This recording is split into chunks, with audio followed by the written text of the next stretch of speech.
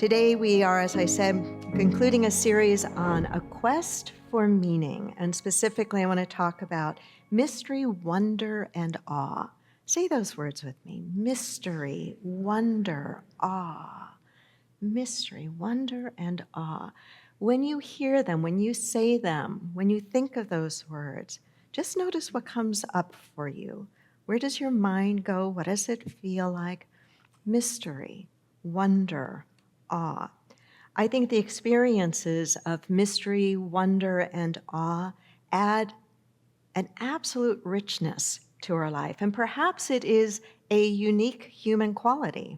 Perhaps I don't know, but perhaps we are the only or one of the few species that can experience this quality, this event of mystery, wonder, and awe. Spiritual practice, I think, leads us deeper into mystery, wonder, and awe, but I also think it can work the other way as well. I think moments of mystery, of wonder, and awe can maybe open us to the idea of spiritual concepts, to the idea that, yeah, there is maybe something more here going on, something more than just meets the eye, or something more than just what I've always seen or thought or heard before. Evie Schaefer wrote, "Mystery invites us in, not to figure everything out, but to be swept away by it." Let me repeat those words. I was taken by them. Mystery invites us in, not to figure everything out, but to be swept away by it. How many of you have a tendency, I know I do, to want to figure everything out? Am I the only one? I'm not the only one, okay? My left brain can be very, very engaged, and there's a part of me that loves trying to figure things out. I want an answer to what and when and how and why and all of that. And I don't dislike that part of myself, and I think we all need both parts. I think we need that left brain, as we're prone to call it, and we need that right brain. We need that part of us that still remains open, that part of us that is intuitive, that part of us, like Evie Schaefer has written, mystery invites us in not to figure everything out, but to be swept away by it. That is why it is called faith, she says. It lies outside the realm of things we can fully explain with words. It lies outside the realm of things we can fully explain with words. And that, to me, lands us right in the God topic, if you will, lands us right in the depths of spiritual concepts and ideas, because whether we call it God, whether we're talking about the one or the divine or the spark or whatever we call it, as soon as we try to name it or label it, we get caught up, right? As soon as we name anything, we're saying it is this and what? Not that. And in our understanding of God or spirit, it is all, the all that is the all. It's not this and that, it's all of it. However we view God, we're surrounded by unsolvable mysteries and indescribable wonders that call us to respond with openness to what is and what can be. However we view God, whatever we call that, we're surrounded still by unsolvable mysteries and indescribable wonders that call us to respond with openness to what is and what can be. As a minister, I obviously perform ministerial services, weddings, and christenings or blessings of little ones, and celebrations of life and memorial services. And just yesterday, I participated in a celebration of life for someone in our ministry that had been with us for probably close to 35 years, maybe even longer than that. And for the course of those years, we had become not just minister and congregant, but friends as well. And as I had the honor of doing a small part of her memorial service, it was out on the water, out on the boat, her wife, and I had married this congregant to her wife, The congregant was very involved in our church, deeply involved in the prayer ministry, very spiritual person. And her partner, by her own definition, refers to herself as atheist. And I always smile because whenever somebody tells me they're an atheist, I think, I bet if we really got into a deep conversation, I bet we might find that we have the same kinds of concepts of the idea of the mystery of life itself, but we get stuck in the religious stuff, and I don't like the religious stuff either, and we get stuck in the words, right? And so as we were doing this service,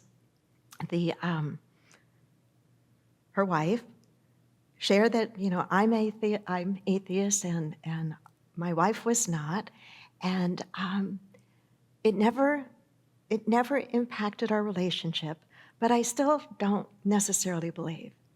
Well, the congregant loved the water, that's why we were out on the boat, and loved dolphins, wanted to swim with the dolphins, so that's where her ashes were to be scattered. And out on the bay, you don't always see dolphins, but what do you suppose happened the moment we were getting ready, about 45 minutes from the shoreline to where we were going to scatter her ashes and rose petals? What do you think happened? Not one, not two, I don't know how many. It was like there were 2 rows of them that then circled the boat. I'm going to use her name. I turned to Kithy and I said, Kithy, there's your answer. She said, I don't know where Judy is. I said, there's your answer. And you can say you agree, you don't agree, that's all right. But can you ignore just the curiosity, the mystery of those things happening at those moments in time where I think any open-minded, reasonable person would step back and just be curious. They may label it something different than I would label it, but they would, I think, step back and just be curious. Why that then for this person in this moment in time? Is it just coincidence? Maybe. I think it was Deepak Chopra or others who have said that anonymous is that, I just lost it. Coincidence is the name for God when God wants to remain anonymous, right? So it's like, interesting, right? Right? So regardless of how we label it, whether we label it in a God term or not, to just remain open to the fact there are so many delicious things that happen that we just don't have a logical answer for, right? That our left brain just can't say, this is how it happened and this is why it happened. And you know what? I don't ever want my brain to be that smart. I don't ever want to figure out all of that. I want to experience some of the infinite mystery of life. Einstein said the most beautiful thing we can experience is the mysterious. The most beautiful thing we can experience is the mysterious. It is the source of all true art and science. He to whom this emotion is a stranger, who can no longer pause to wonder and stand wrapped in awe, is as good as dead. His eyes are closed. Those are some pretty stark words, would you not say? Those to whom this emotion is a stranger, who can no longer pause to wonder and stand in rapt awe, is as good as dead. His eyes are closed.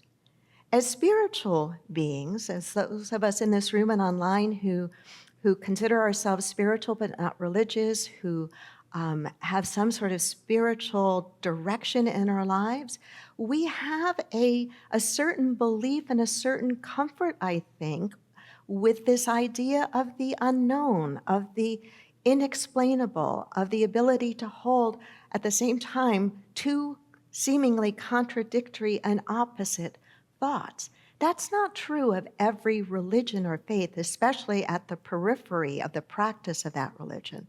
But I think as we draw deeper into the essence of any spiritual tradition, we find ourselves moving into the essence of the ineffable. We find ourselves moving deeper into this experience of mystery, this experience of wonder, this experience of awe. Socrates said that this idea of wonder, of mystery, was the beginning of what?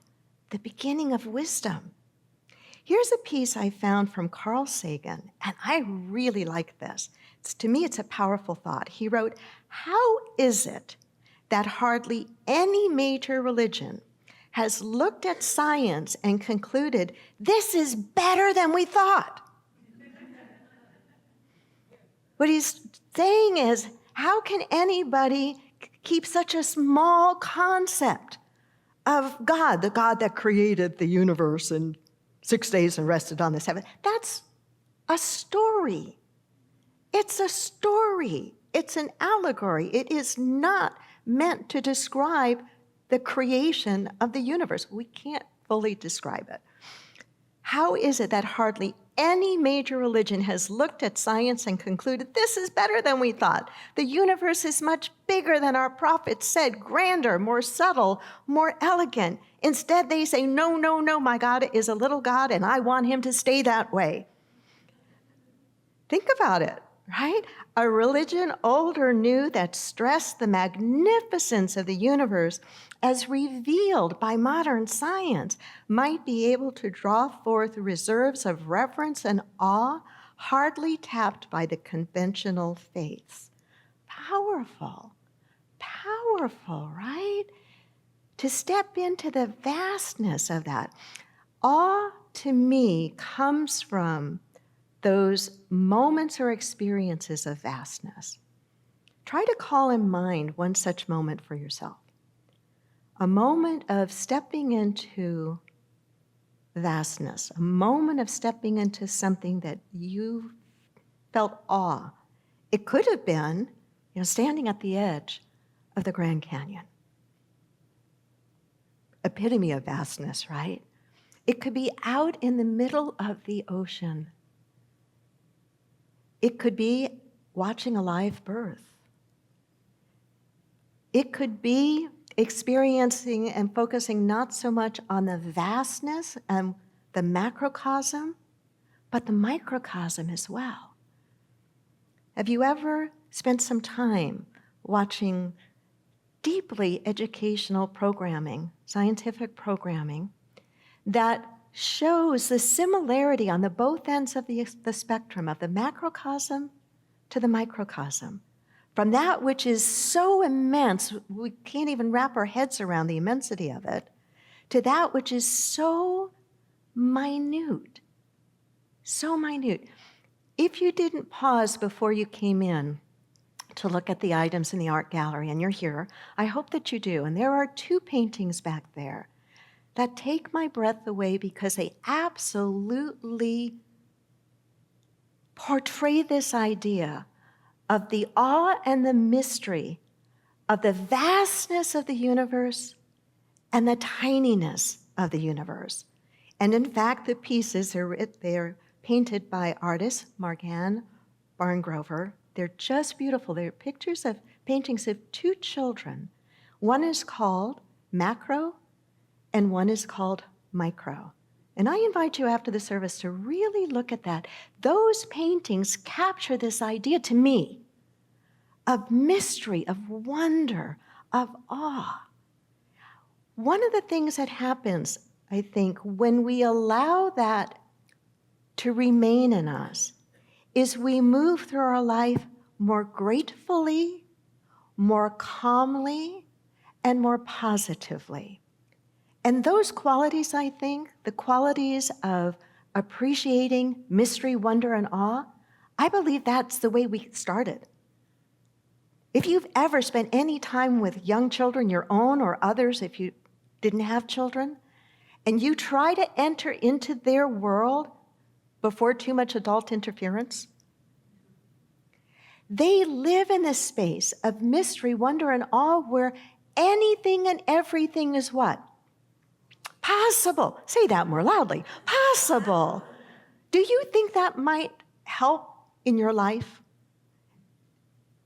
Whatever it is you're dealing with, it could be financially, it could be health, it could be relationally. Do you think feeling more hopeful, more positive, that at least part of your mind and your heart believes something better can come forward? Would that make a difference? Yeah, of course it would. And how about in our world? Absolutely.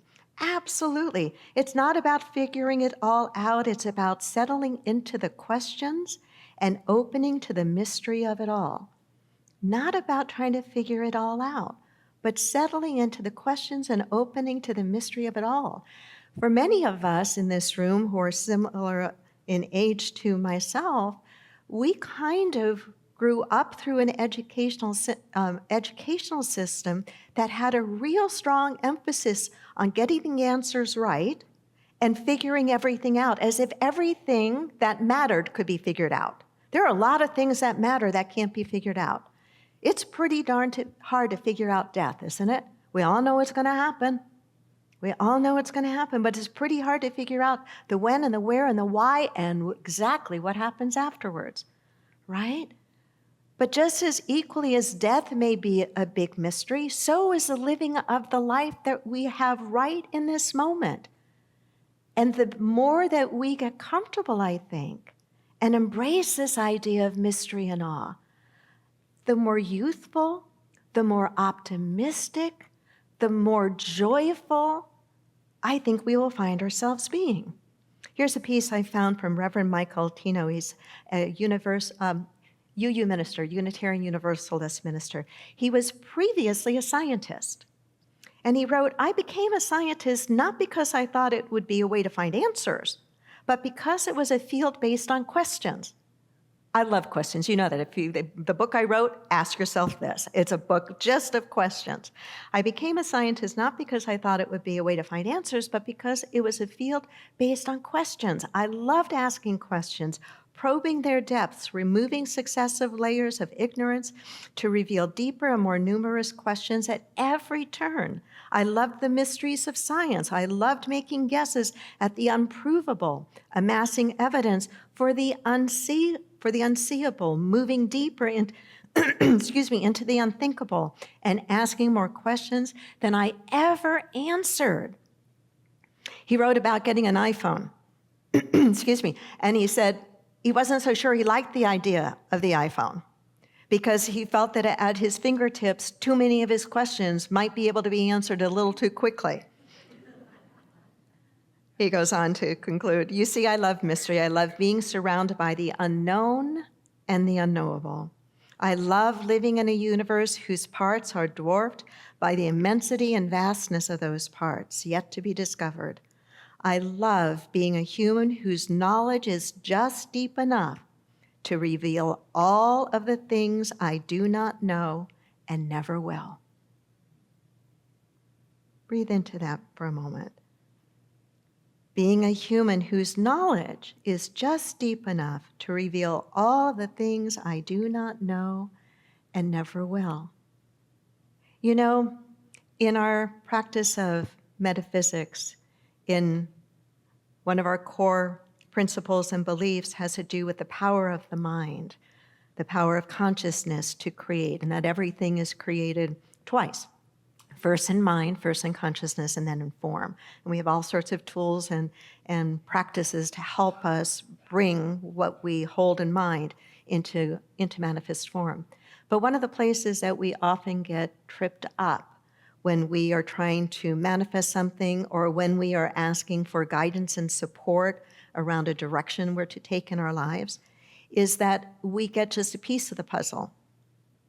Enough of it, if we're wise, to get us started, but we don't usually get the whole thing, right? We don't usually get all of the answers and all of the steps we're going to have to take to get there. And here's where I think the more comfortable we can get with this idea of the unknowableness of some things, the mystery of some things, the better off we are.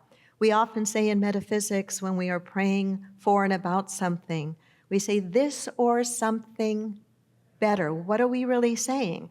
In a way, we're saying, let us open ourselves to something beyond what we can currently think. It touches upon this idea of mystery and wonder and awe, of getting a little more comfortable with not always having all of the answers, getting as many as we can and doing what is ours to do, but also leaving room for mystery to enter, leaving room for magic to enter, leaving room for coincidence, if we want to call it that, to enter. A few more ideas as I start to wrap this up. So there is research that is actually suggesting that the experience, the feeling of awe is good for us. Did you know that? I mean, you might know it from your own personal experience that when you are in those moments, maybe out in nature, and it just takes your breath away, that you notice that you feel better, right? But did you know that there is research that is suggesting that this is actually a thing? It's not just us thinking it is.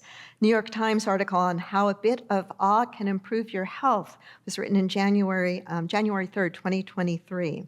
And one of the lines from it says, experts say wonder is an essential human emotion and a salve for a turbulent mind.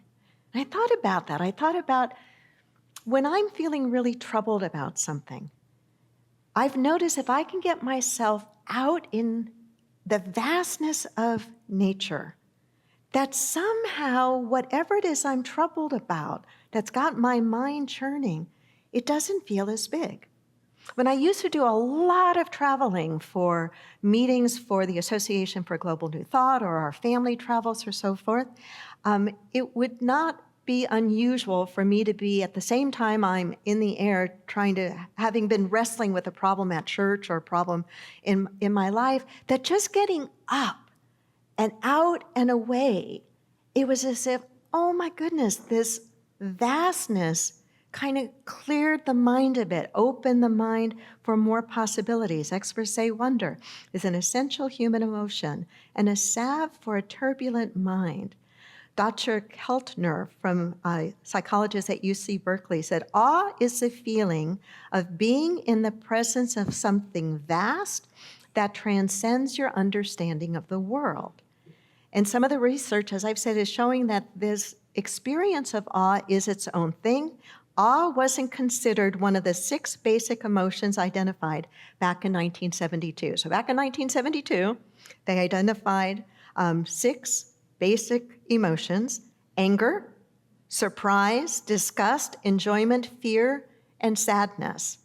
And they noticed that our bodies react distinctively different to each of those emotions.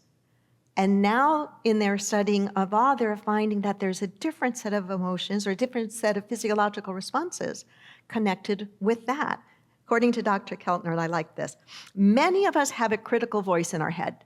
Am I the only one that still hasn't turned that voice off? And it's in my head. I don't need you to tell me what's wrong with me. I'm pretty clear I know a lot of what's wrong with me. And the same is probably true for you about yourself, right? So anyway, he says, many of us have a critical voice in our head telling us we're not smart, beautiful, or rich enough. Awe seems to quiet this negative self-talk by deactivating the default mode network, the part of the cortex involved in how we perceive ourselves. An invitation to you just to test it out and see if this might be true for you. If you are really struggling with that critical voice or really churning over an issue in your life, if you can possibly get away to, I don't know, go out to the ocean and walk the ocean, get out and see if you can physically put yourself in a place where you might feel that sense of awe. And just notice if the criticalness in your voice or the negativity that you might feel begins to get dialed down a little bit. You just might be surprised. And maybe in part it's because, I know this has been true for me, when I'm in an experience or place that is beautiful and vast, I'm reminded in a healthy way of the littleness of me. And the littleness, even when they feel so incredibly big, of whatever I'm carrying in the moment. And I find that when I can remember that, when I can get some perspective, then there's a bigger part of me, a bigger part of my brain or my heart or my psyche or my soul or my God self, whatever it is, that seems better equipped to figure out how to handle whatever it is that has had me feeling so stressed. Does that make sense to anybody? So maybe just test it out for yourself. One of the things that Charles Filmer, the co-founder of Unity, used to say, I'm paraphrasing him. He basically was saying, don't take what other people say just because they say it. Notice how it lands on you. Notice if it seems to strike a chord of familiarity or resonance with you, and then test it in the laboratory of your life. See how that works for you. And if it does, then keep using whatever that is. So we're going to close with some tips I found in a Psychology Today article by Greg Levoy. I'm only going to share a couple of the ones that he mentions. He says, seek out displays of mastery and genius. Now, what do you think? Is this perfect timing or what to open our art gallery? Tips for experiencing wonder, mystery, and awe: to seek out displays of mastery and genius. Play a beautiful masterpiece of music, whatever that is for you, and let yourself be carried away by that, or a masterpiece of art. So he says, seek out displays of mastery and genius, art, literature, music. He says, or look at your life through someone else's eyes. Now stop for a moment. I mean, we literally can't do that, right? But we can imagine what it would be like if we could look at our life through someone else's eyes. How do they see our life? Why might he suggest this? I think because it gets us a little bit outside of ourselves and opens up, what is the word in photography? The aperture part of the lens that opens to take a wider view? I think it's that. If it's not, you now know how little I know about photography. But the idea of expanding our viewing point a little bit. You've heard me say this many, many times about Jesus' teaching of turning the other cheek. If somebody slaps you on the right cheek, turn to him the left cheek also. He wasn't saying go be a doormat and let yourself be beat up. I think what he was pointing to is when we turn the other cheek, we suddenly are looking in a different direction. Our viewing point is different, and with a different viewing point, we will see something different.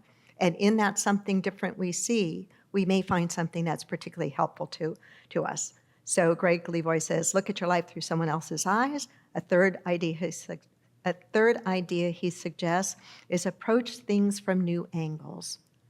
Approach things from new angles. So take a breath with me. Yeah. And mystery, wonder, and awe. Mystery, wonder, and awe. Say that with me again.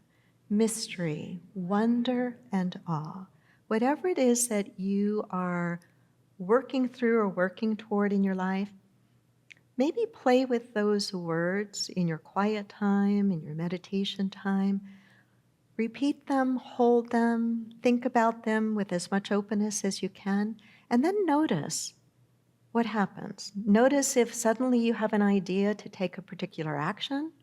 Notice if suddenly a certain memory comes back to your mind that might be meaningful and a piece of the puzzle.